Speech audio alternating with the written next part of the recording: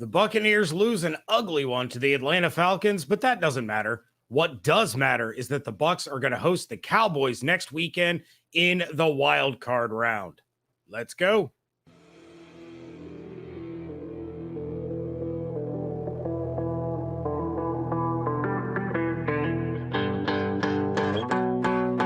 You are Locked On Buccaneers, your daily Tampa Bay Buccaneers podcast, part of the Locked On Podcast Network, your team every day.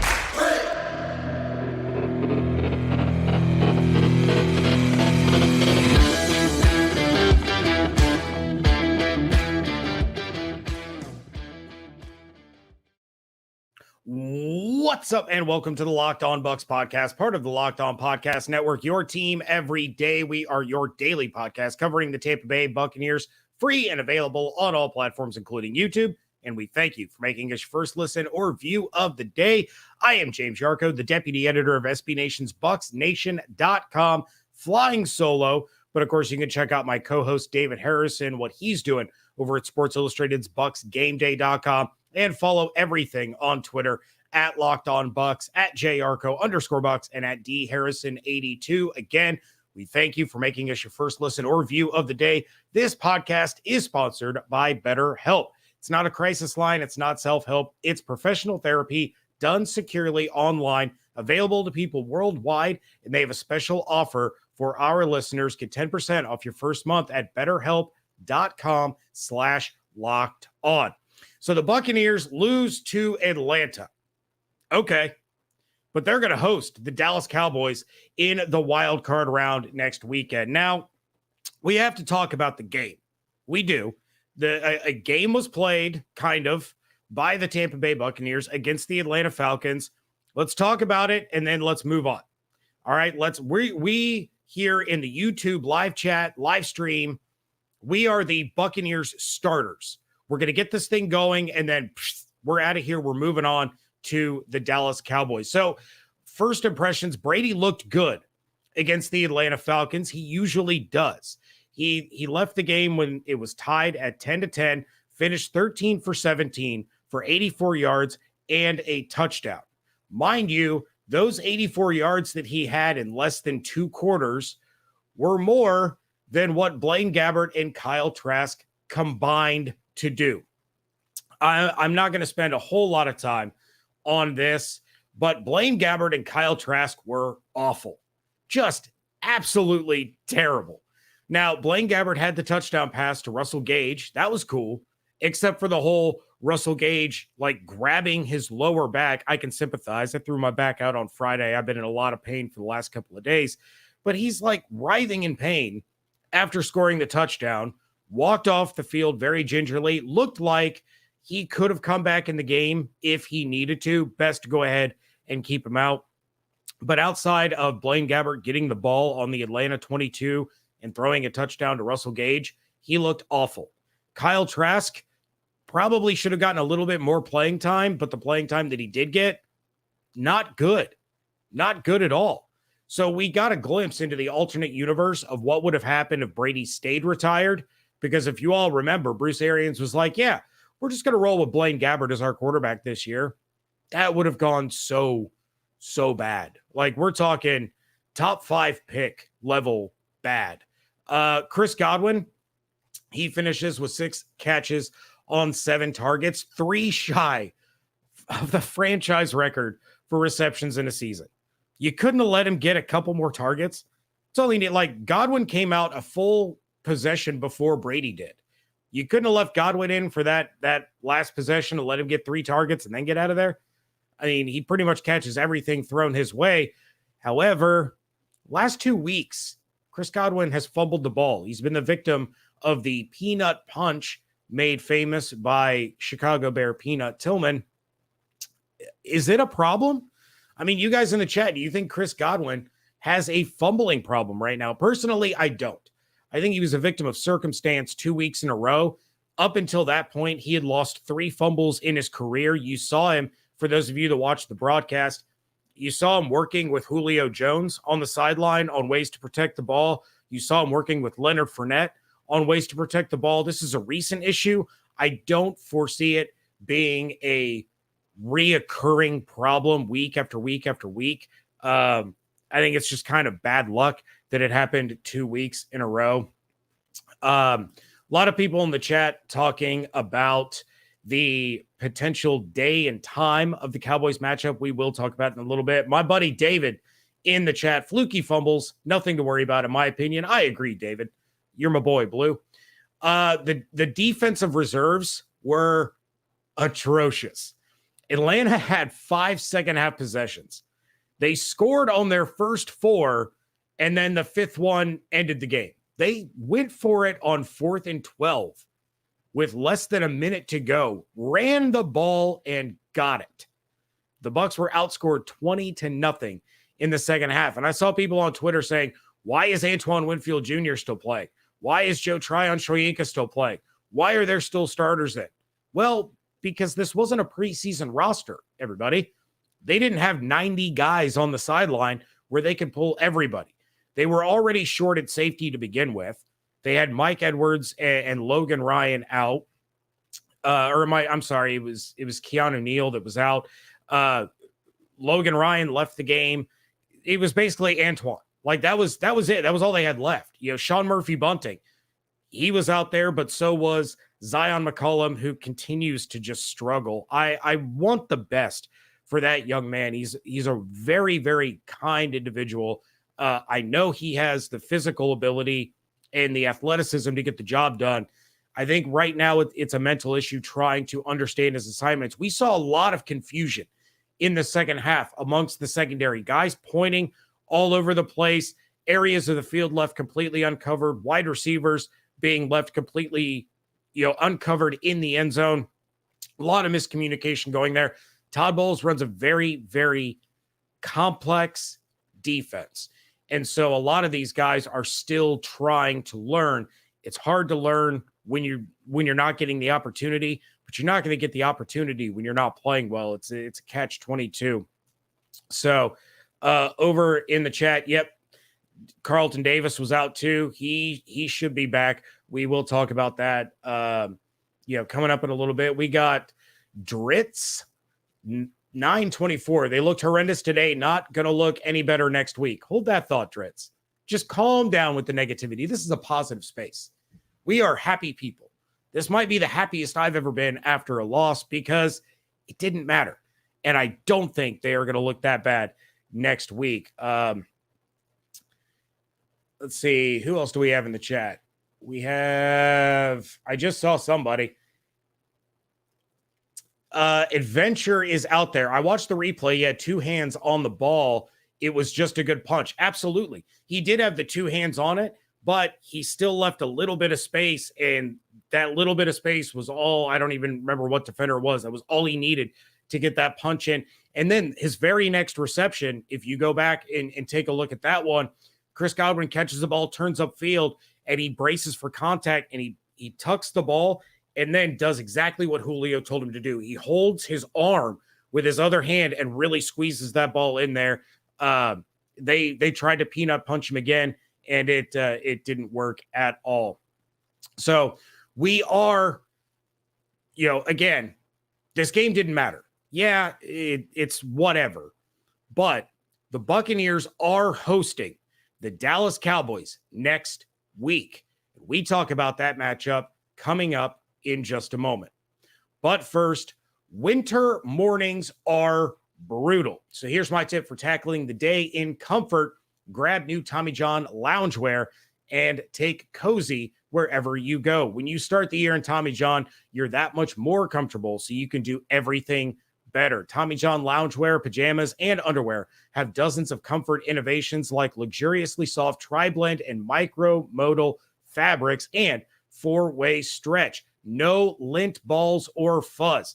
With over 20 million pairs sold and thousands of 5-star reviews, people love Tommy John. That's why Tommy John doesn't have customers. They have fanatics.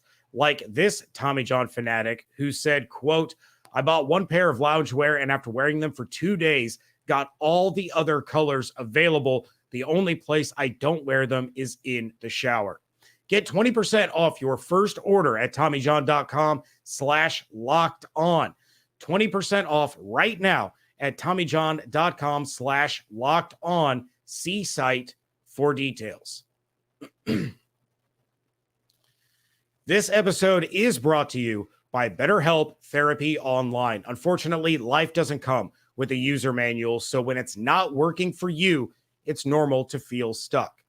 Now, I've told you guys on this episode that I saw a therapist when I was younger and was facing a very, very terrifying situation. And sometimes that outside voice that doesn't just want to tell you what you want to hear, but can really take a look from another perspective to help you get a better insight as to what you can do to really get yourself out of a funk is really the best thing for you.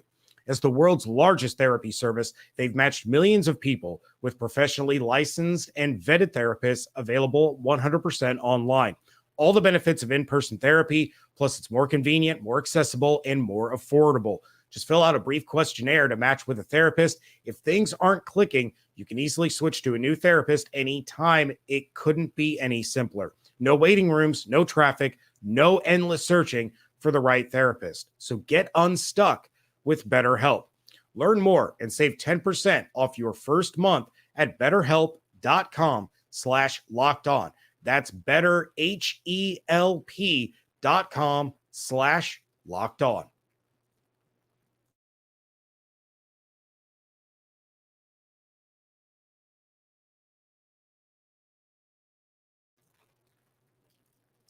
Thank you again for making Locked On Bucs your first listen or view of the day. Subscribe to the Locked On NFL podcast and get daily conversations on the biggest NFL stories. Locked On NFL available on YouTube and wherever you get your podcasts. So, regular season's in the rearview mirror. It's done. It's over. It is playoff time in Tampa Bay. Yes, the Bucs went 8-9 and won the division, arguably the worst one in the NFL, with a losing record. Yes, the Dallas Cowboys were in the running for the number one seed until David's other team, the Washington Commanders, spoiled their chances and smacked them up and down the field with Sam Howell in his first career start. Yes, these two teams are meeting for the third time in 2 years, but none of that, again, matters. 8-9 doesn't matter. The strength of the NFC South doesn't matter. The Dallas Cowboys contending for the first seed doesn't matter because the season resets now. Everyone is 0-0. And the Buccaneers could end up being an incredibly dangerous team to meet up with in the playoffs. I know what y'all are thinking. You're probably saying it in the chat. But James, they have only scored more than 20 points like 3 times this year. They lost 9 games. They lost to the entire AFC North. They lost in overtime to the Cleveland Browns. They blew a lead to the Bengals. They lost to Kenny Pickettsburg and PJ Walker. Why on earth would they be a dangerous team to meet? I'm going to tell you why. It's my job. That's why I'm here. Take a look at the players that should be returning next week against the Dallas Cowboys. Mike Evans, who missed the game with an illness. Julio Jones, Vita Vea, Donovan Smith, Mike Edwards, Logan Ryan, Keanu Neal, Carlton Davis, Russell Gage, all back. You know who might return? Ryan Jensen. And I am going to beat this dead horse until we see him on the field, because Ryan Jensen changes the entire landscape of the offense. We don't know how serious Robert Hainsey's injury is, but if he's ready to go, it will not surprise me in the least if he is the starting left guard against the Dallas Cowboys. To give some support to Donovan Smith, who got worked in that first game by Micah Parsons. Now, granted, Micah Parsons works everybody. He's one of the best defensive players in the National Football League. But you want to reinforce that line with as much as you can. Wouldn't surprise me at all to see Kyle Rudolph be the 4th active tight end and take the majority of snaps lining up next to Donovan Smith to give an extra blocker there to help on Micah Parsons. Just chip him. Just buy Brady a half of a second more time. But putting Ryan Jensen in the middle of that offensive line opens up those running lanes for Leonard Fournette and Rachaad White, who we didn't see much of on Sunday against the Atlanta Falcons. It buys Brady an extra at least half second to sit in the pocket, which allows routes to develop, which allows receivers to get open, which allows Brady to not feel rushed in his passes and makes the offense more efficient. The Buccaneers beat the Dallas Cowboys 19-3 in week 1. And they did that with a really bad offensive line. If you go back, Luke Gedeke started at guard in that game. And the Buccaneers still managed to run for over 150 yards. That was back when we all thought the Buccaneers were going to have one of the best rushing attacks in the NFL because they absolutely dominated the ground game against the Dallas Cowboys in Dallas. So you take a look at why. Why did the Buccaneers rush for so many yards and then struggle against other teams? It's because Dallas has one of the most aggressive pass rushes in the NFL. It's the reason their defense is so good is because their pass rush is so good. They get to the quarterback, they collapse the pocket, and they put pressure on. Running the ball on delay handoffs, draw plays, that counteracts an overly aggressive pass rush because the Cowboys are cocky. They are a very, very arrogant team, and they think their pass rush is going to get home every play. So how do you counter that? You let that pass rush start to come, hand the ball to Fournette, hand the ball to Rachaad White. All of a sudden, you have about 8 to 10 yards of green grass to hit very quickly and move the ball. Keep the chains moving. Eventually, you're going to find the end zone. The Cowboys only rushed for 71 yards in that game. They were kept out of the end zone the whole time. And you take a look at two of the big reasons why, Vita Vea and Akeem Hicks. The Buccaneers are 5-1 when Hicks and Vea line up next to each other for more than 50% of the snaps. Guess who's going to be on the field on Sunday? Vita Vea and Akeem Hicks. Todd Bowles even said that Donovan Smith and Vita Vea could have played against Atlanta, but they decided to give them an extra week to rest their injuries, try to heal up, and get ready for the game that truly matters. You got Carlton Davis coming back, and he has the opportunity to lock up CeeDee Lamb, just like he did to Jamar Chase, just like he did to DeAndre Hopkins, just like he did to CeeDee Lamb in week 1. Lamb finished that game with 2 catches for 29 yards. He was Dallas's third leading receiver behind Noah Brown and Dalton Schultz. Yet somehow the Buccaneers are going into this as 3-point home underdogs. Early line, but still 3-point home underdogs. You mean to tell me that a defense that is going to get these pieces back, that an offense that is looking to get back their all-pro center for the first time this year, which is going to be a massive emotional lift for that locker room, and the team that has the greatest quarterback to ever play the game, the most successful playoff quarterback of all time, lining up under that center, and they're going to be 3-point underdogs, the chip on Tampa Bay's shoulder just got about this big. It's huge. Tom Brady has never lost to the Dallas Cowboys. Dak Prescott, what is he? What is he? Because if the Cowboys play the way they did next week, like they did against the Washington Commanders, the Bucs are running away with this one. Going to jump over to the chat real quick before we move on. We got some people saying, I hope it's the Sunday night game. We got Tyler in the chat saying that. We got Francisco. I hope it's not the Monday night game. It feels like it would be a disadvantage in some way. And we got Tyler. Ray J better be rocking. And look, Tyler, I'm glad you said that in the chat. And everybody, I apologize. It's hard for me to scroll all the way up and see all of the things that I missed while I was talking. But Tyler, thank you for opening the door, because this is what I wanted to say before we moved on. To all the Tampa Bay Buccaneers fans, those season tickets were sold out. Those season tickets for Raymond James Stadium this year came with a 2-year commitment like they're a cell phone company. Yeah, we're going to give you your season tickets this year, but you better sign up for next year too, or you're not getting them. Buccaneers fans cannot allow the Dallas Cowboy fan base, which is the largest in the nation. It travels the best. They're freaking everywhere.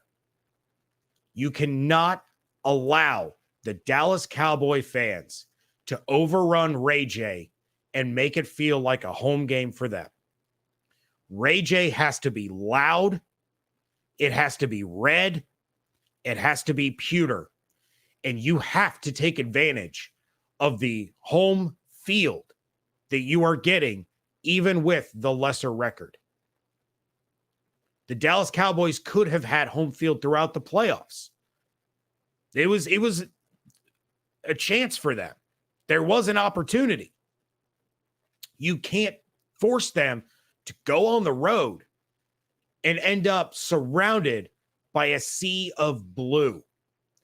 So, Bucs fans, I'm begging you, if you have tickets to this game, do not sell them to Cowboys fans. Do not sell them at all. If you can't make it to the game, find a Bucs fan to take your ticket. Do something. Do not let Cowboys fans turn Ray J into an advantage for themselves. What are some ways that the Buccaneers can surprise the Cowboys next week? I break that down for you coming up in just a moment. But first, I'm really excited about our new partner and sponsor of today's episode, the mobile game Ultimate Football GM. Ever dreamed of becoming an NFL GM and managing your football franchise? Well, your dream can come true, and this game is definitely for you. Manage every strategic aspect of your team, play through the season, and lead your team to glory. You are responsible for hiring the right coaches and coordinators, trading players, making draft picks, navigating your franchise through free agency and the draft, all the ups and downs of a season, all of this in a challenging and realistic game world. Ultimate Football GM is completely free and playable offline, so you can play on the go, play as you want to, and when you want to. Locked On Bucs listeners get a 100% free boost to their franchise when using the promo Locked On, all one word, all caps, in the game store. That's Locked On, all caps, all one word. So make sure to check it out today. To download the game, just visit ultimate-gm.com or look it up in the app stores. That's ultimate-gm.com.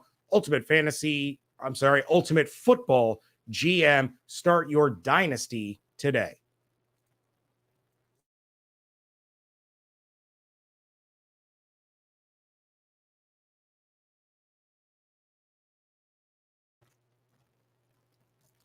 Wrapping things up here on a live edition of Locked On Bucs podcast, a start of the playoff primer here. David is going to have plenty to say when he returns to the show tomorrow, but let's talk a moment about the possibilities of when or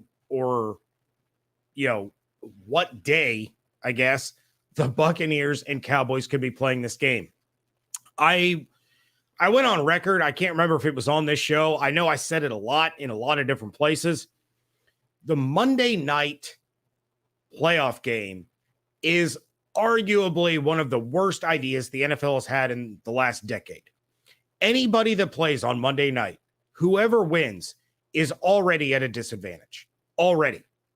Because they will be facing a team that either played on Saturday and will get, 8 days between games, or somebody that played on Sunday, and they'll be getting 7 days in between games. Whoever plays Monday, at best, gets 6 days in between games. So it's already a competitive disadvantage right out of the gate. I really, really hope the Buccaneers are not placed in that situation.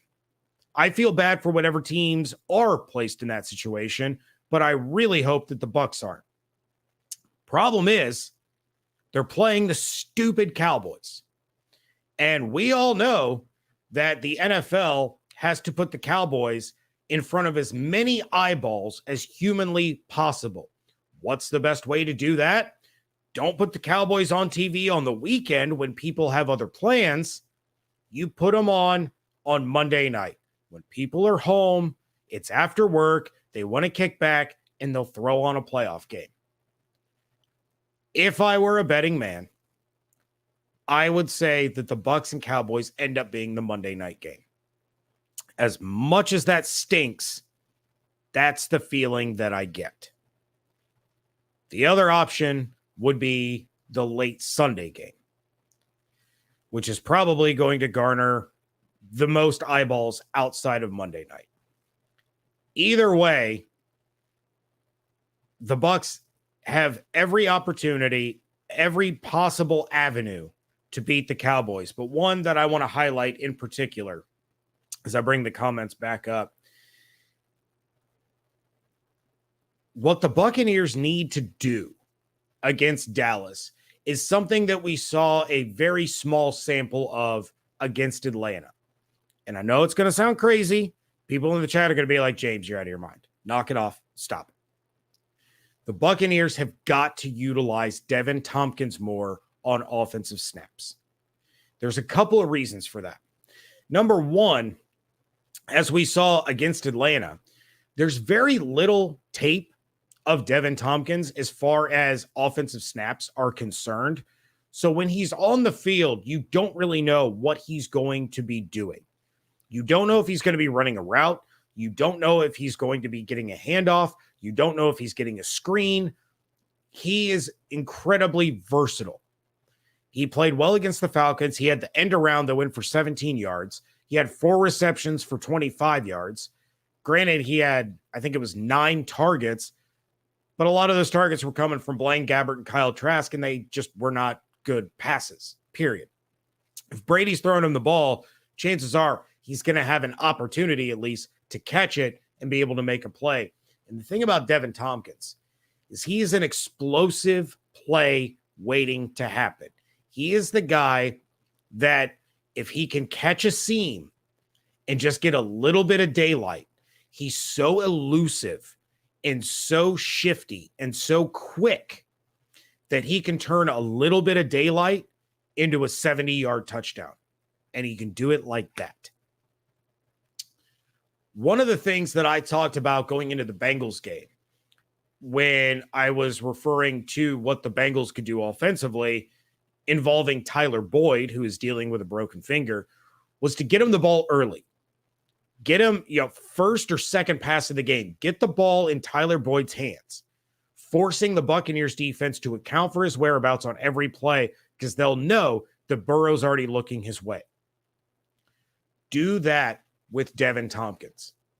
Second play of the first play, first down, very first offensive snap, play action, throw a quick slant to Devin Tompkins. Get the ball in his hands. After that, the Dallas defense is going to have to account for where he is on the field. They're going to have to make sure that they have somebody on him. And whether they utilize Tompkins in the passing game from that point forward or not is irrelevant.